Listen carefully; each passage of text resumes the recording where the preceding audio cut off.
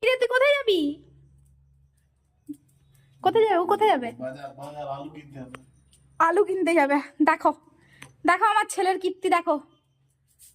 ছেলে আমার ব্যাগ নিয়ে আলু কিনতে যাবে। চলে চলে বাজার যাবি যে। ওরে বাপ রে বাপ, শুধু স্পিডটা দেখো, স্পিড।